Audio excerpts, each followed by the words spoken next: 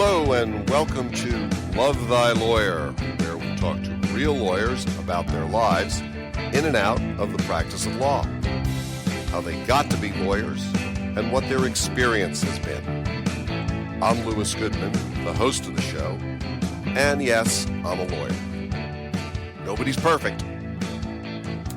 He runs a client-centered law practice. He's tried criminal cases to jury verdict, defended cases at preliminary hearing, and negotiated settlements in massive fraud and loss cases. He's worked in the office of the Los Angeles District Attorney's Office and served as a public defender. He teaches law at the college level and, I can attest, is an accomplished, if unpublished, playwright and screenwriter. Tom Ogas, welcome to Love Thy Lawyer. It's good to be here. Glad to be here. I'm very happy to have you. I know you primarily through the Inns of Court, where you have written several screenplays that we've used in our Inns of Court presentations. Yeah, I really feel like that was more like my my passion projects. You know what I mean? Like more like my things. If I could do anything, I'd be writing. But instead, I want to make a living, and there's not much to do in the writing area. So I do both as much as I can. Where are you physically located right now? Where are we talking from? I am currently in my office in San Leandro. I've got a nice, quaint little office here in a Victorian that just, other than the road noise, is pretty peaceful. It's secluded. What type of practice do you have? So my practice is criminal defense, and it's almost entirely criminal defense. And how long have you been in practice? I've been in practice technically since the year 2000, so it's like 21 years now. That time goes fast, doesn't it? Yeah, I don't feel that old, but I guess it's been more than 2 decades of doing this. Where are you from originally? So I'm from Central California, and it's a tiny little town. If you would miss it on the way to the Sierra Nevadas and the Sequoia Kings Canyon National Park, but I grew up in a tiny little town at the foothills of the Sierra Nevadas, population like 8,500. Then after, growing up there, I immediately got out and went to Los Angeles for law school and college. Well, before we get you out of that small town, what was the name of it? Exeter, California. So it's, in Tulare County. And where'd you go to high school? Same place, Exeter. And my town was like the high school was for multiple towns. It was a unified high school. So there were about 4 different small communities that got together and had one high school in Exeter. What did you do in high school? Did you have any activities, sports, academic interests? I was one of those kids that I did everything. I was doing 2 or 3 different sports, mostly water sports. I was doing fall and spring play. I was in band for a couple of years. I had a magical choir, which was like a touring choir I was in, student council, mock trial for 4 years, and a bunch of other little clubs and interests, and whatever else I could fill my time with, frankly. Wow. So when you graduated from Exeter, where'd you go to college? Pepperdine University, which is in Malibu, Southern California. Probably one of the best views of any college anywhere in the world. Absolutely. I was pretty fortunate because my high school actually took a bunch of us when we were juniors and seniors, the GATE kids or the college prep kids. My high school district paid for about 20 of us to go on these college tours. And we did 2 of them, one for Southern California, one for Northern California. And Pepperdine was one of the stops along the way. And just visiting that campus was remarkable. And it made a great impression on me. What were you involved with at college? So in college, I did communications, but I worked for the local theater. I took classes in acting, playwriting, directing. I directed my own one-act play when my junior year while I was working, mostly doing stage work, backstage work for the theater. And I did a little bit of other things around the university, but I was a college student, so I was hanging out with friends and exploring and enjoying my freedom for the first time, in my young adult life. Now, at some point, you decided that you wanted to go to law school. Yeah, when I was in high school, one of my many hobbies was doing mock trial competitions. And my little school was actually pretty good. We went to the state competition one year in Sacramento, and I did it for 4 years. And that's like acting, and and so it's acting, but it's also debate. It's also improvisational. There's a lot of aspects I enjoyed. So I was trying to think what to do with my life, like we always do at some point. And I could have just, tried to stick with screenwriting. But the practical side of me said, you enjoy this law stuff. This is fun. You had a great time doing it. Why not apply? So I applied to one law school, which was Pepperdine, where I was already at. What was it that drew you to the law? It's a lot of different mixed things. I was more interested in the doing, and when I was younger, I enjoyed the stakes, the idea of the importance of it, the idea of this mattered. These were people's lives, people's liberty. These were people's rights. So there's a lot. The drama of it all, Law and Order and TV shows and things we've grown up with, was appealing when I was younger. As I got older and started to live that, it's changed a bit. You went directly from undergrad at Pepperdine into law school at Pepperdine. You didn't take any time off. That's right. And when you got out of law school, what was your first legal job? Well, when I was in law school, I was working at the LADA's office for 2 years as an intern. So in a sense, that was a legal job. I was doing 40 hours a week at Deloitte & Touche, helping them do tax accounting software and creating forms and do this sort of paperwork generation, frankly. Until I finally got the job interview with the public defender, accepted that job, and 2 weeks later, I was working again.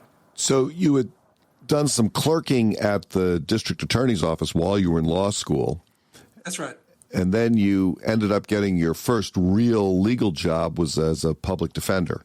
Was there some reason that you made that switch, or was it just sort of the people who offered you a job? It really is more the second, frankly. At the time, as a brand new attorney out of law school, I felt like I could do either job. I felt I didn't have a strong calling at the time. When I was doing mock trial in high school, I always did defense, and I kind of liked the flavor of that better from a purely dramatic standpoint. I felt it suited me better, but I didn't really feel like I had a calling when I was younger. And when I was in the DA's office, the LADA guys that I worked with were very casual, very friendly, very family-oriented, very easy to work with. And there was nothing about the job from what I saw as a student that would have turned me off to it. So when as a young person straight out of law school, I was open to whatever. My opinion changed dramatically when I started working in the field. So I don't know if I could do it now. I don't know if I could be a DA now. But back then, when I'm 26 years old, I thought, I could do either job. Either one seemed appealing to me. Why would you not want to be? Maybe it's just because of my age, or maybe I'm just used to this. I don't know. But it does feel like, from the outside, that most DAs don't have as much individual control over outcomes. I mean, I know that their office has tremendous control over outcomes.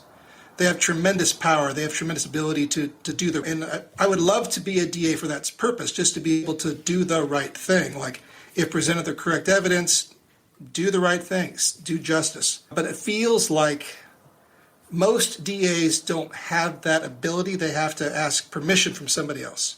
I assume there was some of that when you were a public defender. I mean, yeah. When I was a public defender, things changed. Well, when I was a public defender, then of course, for all of us in defense, the client decides. Right? The client decides. They have ultimate authority. But when I was an attorney in their office, I had nobody above me telling me how to resolve my cases. I had no supervisors that told me, when to plea, when not to plea, or whatever. If the client liked the offer, we made the deal, and nobody looked over my shoulder. How long did you spend as a public defender? 5 years. And then what brought you out of the public defender's office and into private practice in Alameda County? Well, my wife, who at the time was not my wife, but we were together for a while, she decided that she was going to do a postdoc at UC Berkeley and let me know. She applied, was accepted. She's starting in the fall. And it was one of those crossroad moments. I mean, if I wanted to go with her, which I wanted to do, I really had to give up and start over. I had to, so I decided to do that. I gave my notice. I picked a date. I kind of cashed out my 5 years of retirement, which wasn't a lot of retirement, and moved to the Bay Area with just that money in my pocket with the idea, I'll just open my own practice. It'll take me a while. I'll spend some money on advertisement, but it'll work. I'll make it work. And it worked out. It wasn't always easy. It hasn't been easy. It's money goes up, money goes down. Having no benefits, no paid vacation. That's one of those things about being in sole practice. But I'm still here. I'm making it work. What do you really like about practicing law? It's not boring. I guess it's one of those things. It's busy. It matters. It can be stressful as hell, though, because work stays with you. Work stays with me. It stays in my head. Even after I've left the office, these problems don't go away. So I do like when things work out. They don't always work out, but when they do, that feels good. It feels good to make a difference in somebody's life, even a little bit. So that aspect of it is what kind of keeps me going. If a young person were just coming out of college and thinking about law as a career, would you recommend it? It's not for everybody. It's not for everybody. I don't know. It depends on if I knew that person. I really have to know them. But I do say this. The youth, you got to be young to start in this career. You need that youthful energy, that boundless youthful energy, because there's a lot to learn and there's a lot to go through. There's a lot to suffer through. We're going to fail. We're going to make mistakes, and there's going to be grief and guilt and resentment and regrets, and that's just part of the journey. So this is not a simple or stress-free career, but it's something that all of us that do this, I think most of us feel like there's good days and bad, and I guess the good days hopefully make the bad days worth it. How is practicing law actually met or differed from your expectations about it? I'll put it this way. When you're young and what you know about the law comes from television, comes from movies, comes from entertainment media. None of us actually go to the courtroom, sit down and watch it. So it's very, very different in reality as opposed to on television. But the one thing that really took me by surprise and takes all of us by surprise is how much is in the eye of the beholder, the interpreter, how much the law isn't necessarily about what really happened. And that's tough for people to understand. It's tough. That's something I didn't understand when I first started it. What's written down on paper, what people say in court, these things aren't necessarily and usually aren't entirely the truth. I've always said there's nowhere you can go to kind of get the capital T truth. The truth is what a judge or a jury thinks the truth is. I mean, we ultimately take whatever happened. Happened. It's like we talk about hearsay and how much we hate hearsay, but we're multiple levels of it in court, where what the jury sees has been filtered through so many different people and parties and lenses and filters, and then even what's admissible and not admissible, and what each side decides to show and not show. And there's so many things that get in the way of what actually happened that I don't know why we have a jury that doesn't know anybody, that didn't see anything that happened. They're so far removed from the actual events, and then we ask those people. We ask those people to decide when the rest of us probably have a better idea about what really happened. How about the business of practicing law? You kind of touched on this about going into private practice and being responsible for yourself, not having days off or paid vacation, that sort of thing. But what about the business of practicing law? How's that gone for you? It's up and down. And the part that's hardest for me is I'm actually not bad with sales, because sales in our business is just being yourself. It's about making a relationship with somebody, and if the client likes you and their family likes you, then they'll come back to you again. Their brother will come back to you, their cousin will come back to you, their neighbor, whatever. So that part's easy. The hard part for me is collections. I'll get a payment up front, like we all have to do to get started, because people will promise to pay you, but they don't pay. I hate when somebody doesn't pay, or I split it. I'll spread payments out sometimes, and then I have to remind people, and that part of the job I'm terrible at. is trying to get people to pay. I was a public defender for 5 years, and that really sank into me. That really, there's a mentality as a PD where you don't do this for money. When you're a PD, yeah, you have a salary. You don't think about that. I have a salary, benefits, etc. So I'm being paid. So these people that I work with, I'm just here to help them. In private practice, I don't have a salary, I don't have benefits, I don't have anything. So I need these people to help me do this job. And that part has always been the struggle, how to manage that and be someone they can trust, at the same time asking them for money. And that relationship has always been something I still work with. Is there anything that you know now that you really wished you had known before you started practicing? A lot. A lot. I'm trying to think of one example of something that I know now. But I'll put it this way. The most beneficial things that I learned in a practice is about, frankly, relationship. And it's not just with other attorneys, obviously, but also with DAs, with court staff, with judges, with all the people that work in this, with bailiffs. Then how important it is that we all kind of work together, get along to help the clients. The clients don't necessarily understand that or see that. Yeah, my dad practiced law for over 50 years in New York City, and I may have said this before on this podcast, but I think it bears repeating. When I first started practicing, he said, you're going to be nice to the judge and you're going to be nice to the other attorneys. He says, but always remember, there's a clerk, there's a bailiff, there's a court reporter, and those people deserve your friendliness, they deserve your respect, and frankly, they can make or break your life too. Mm-hmm. So yeah, so I think that's really important is having those relationships with the attorneys and the judges, but also with the court staff, because those are people who we interact with every day. And I think some people perhaps don't quite get that as much as you do. I think we all learn it. I hope we all learn it. It's one of those lessons that you really quickly you pick up on it, at least for me. What advice would you give to somebody just starting out as a young criminal defense attorney? You need other lawyers that can help you out. I was really fortunate, and at the PD's office I was in Tulare County, felt like a family. It felt like a team.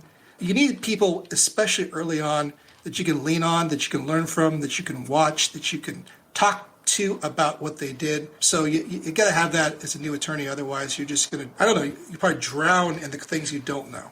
So having a support network is vital and people that you can count on. Do you think the legal system is fair? And yeah, I don't know. I don't think I can say that. I really don't. I mean, we have rules that apply equally to everyone, right? And that's the best we can do. That's really the best we can do as human beings, as a society. As long as the rules are equally applied, which most of the time, I guess. As long as everyone can call upon the same body of law. But individuals who have money have a huge advantage. Now, I know that you, as I mentioned, have written some plays and some screenplays. Can you just tell us a little bit about your writing, whether it's published or unpublished, and what brings you to that and what sort of things you write about? First off, the Earl Warren American Inn of Court, which is here in Alameda County, which is a group I have been a member of. What we do in that group is that the teams get together, and every year there's different teams that are formed, and the team is responsible for teaching something which is law related. But that's boring. Nobody wants to go to an MCLE presentation. We've seen a million of those. So instead of just doing a blah blah legal presentation, we all compete to make the most entertaining, most interesting, most fun presentation, which typically leans a lot heavier into entertainment with some sort of underlying legal message being taught. When I gather with the team, we kind of do two things. One is figure out, well, what do we want to teach? Like, what's our message? And number two is, what do we want to use as our entertainment medium? And we will marry like a movie or a television show or a book with a legal principle. I mean, so I've over the years written a story about Sherlock Holmes and Watson. I've done Romeo and Juliet from Shakespeare. I've taken The Walking Dead and turned that into like an actual award-winning presentation about jury selection. Done Law and Order one year, The West Wing, Back to the Future. We take different fun mediums and we kind of make an interesting legal underlying story. What is your family life like, and how has practicing law fit into that? It hasn't been easy. There was times where law got in the way, and then there was a backlash where that wasn't so good for the family. So I've pushed back a lot, and I've done my best lately to try to make more time and make kind of hard limits between work. Kind of force myself to have work-life separation, where at a certain time of the day, for me it's like 5 o'clock, it can go to voicemail. I don't open work emails, and unless I'm in trial or something like that, But for the most part, I do my very best to intentionally split time and intentionally take days off and intentionally not work on weekends as much as I can physically help it, and try also not to take too much work. That's always difficult. But do you have kids? I've been trying. I got one kid, and just one kid is enough. One kid is enough work for me. How about any recreational pursuits, any sports or anything that you like to participate in order to clear your head a little bit from practicing law? Basketball is a great diversion, and I'm excited about it. I follow it. I love it. As far as activities go, I hike. I like to get outside. So that's most of what I do. It's hiking and walking, hiking, camping, things like that. How do you define success for yourself? For myself, it's really about being happy. I guess that's the best word I've got. Because I don't define success as a particular monetary value. I don't think there's a way to put a number on it. And also, that feels like to get to a number also requires a certain equal level of stress and pressure and responsibility. So somewhere there's a balance. And wherever that balance is between, not enough and too much, it is the happy place. What sort of things keep you up at night? It's the cases. I hate that. I've been working on meditation, and I'm still working on meditation. But for some reason, maybe it's just me, maybe other people in this practice have the same problem, where I will not think about something all day and all night, and then when I go to bed, I'll remember what I have to do tomorrow, what I did earlier today, what I have to do next week. And I'll work out conversations, I'll work out options, I'll work out arguments, I'll ponder, did I explore this issue, did I read this document? All those things that I didn't think about earlier, I'll jump when I'm trying to go to sleep. That's when they kind of just tackle me. So I'm working on that. Yeah, I think one of the things that's really difficult about this profession is there is no one right way to do it or any one right way to handle any particular case. And I think all of us end up, to some extent, kind of second guessing ourselves. Yeah. And it's stressful. It is. It's just, it spins. It's like my mind spins. And even if I did the right thing, my mind's still questioning, oh, what about this other thing you could have done? What about this other thing you didn't talk about? You didn't consider this one option here. And I just eventually have to wear myself down or find ways to clear my head and finally get some sleep. Let's say you came into some real money, $3 or $4 billion. Well, what would you do differently in your life, if anything? A lot. A whole lot. I'm wondering if at that level I'm sports ownership material. That's the dream. Just buy or invest in a sports franchise. Those things just make money constantly, so you don't have to worry, you're covered. But anyhow, mostly what I would do if I had real money is buy the necessary things and then do very little work. I just try to spend time with people that I like being with. I might do a little bit of volunteer work here and there, but I don't feel like I would be practicing law. I might teach still. I do enjoy teaching. I think I would still enjoy that. Yeah, tell me a little bit about your teaching. Yeah, so it's been 12 years now where I got lucky. I knew somebody who taught at Cal State East Bay, and the guy who was doing criminal law wasn't going to do it, and so they needed somebody. And so I said, well, I do that. And I also taught mock trial when I was a public defender. I did 5 years of coaching for mock trial. So I was pretty good at teaching, or at least I thought so. It's nice explaining these things. I just enjoy talking about it and kind of answering questions and having conversations and addressing kind of areas where people have misconceptions. Tom, how do we get hold of you? If someone's listening to this podcast, really wants to get in touch with you, what's the best way to do that? All right, well, so my name is Thomas Ogas. I'm a criminal attorney here in the San Francisco Bay Area, Alameda County. I've got an email address, which I'm sure Lewis, if he wants to, he can put in the show notes for this. So you can email me. You can look me up on Google, which works pretty well. So please repeat your email address one more time for us, and I will get it in the show notes. All right, great. So my email is Tom, T-O-M, at Ogas Law Firm, and that's OGASLAWFIRM.com. Great. Thanks, Tom. All right, thank you. Tom, before we leave, is there anything else that you would like to talk about that we have not discussed? I think nothing's coming to mind. I think we kind of hit on the good stuff. Tom Ogas, thank you so much for joining me today on the Love Thy Lawyer podcast. It's been a pleasure to talk to you. Yeah, thank you, Lewis. I've been real happy to have this conversation with you. I guess as a technical note, everyone calls me Tom, which is what I go by casually. But when I'm on the record, and for government purposes as well, I'm Thomas. So, but Tom, everyone calls me Tom, and that's if you know me, that's what I go by. Well, goodbye, Tom.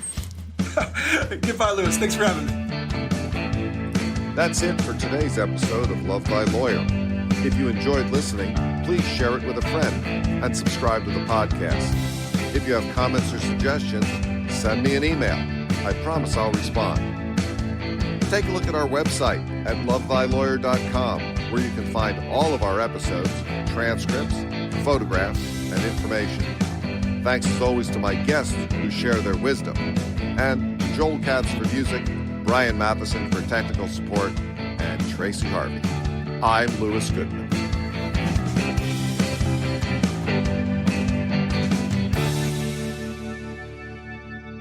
So that's complicated. That's really complicated. The law itself isn't a draw. You know, I mean, there's volumes and volumes and volumes of codes, decrees, rules, and analysis. That wasn't the draw for me. That's another complicated question.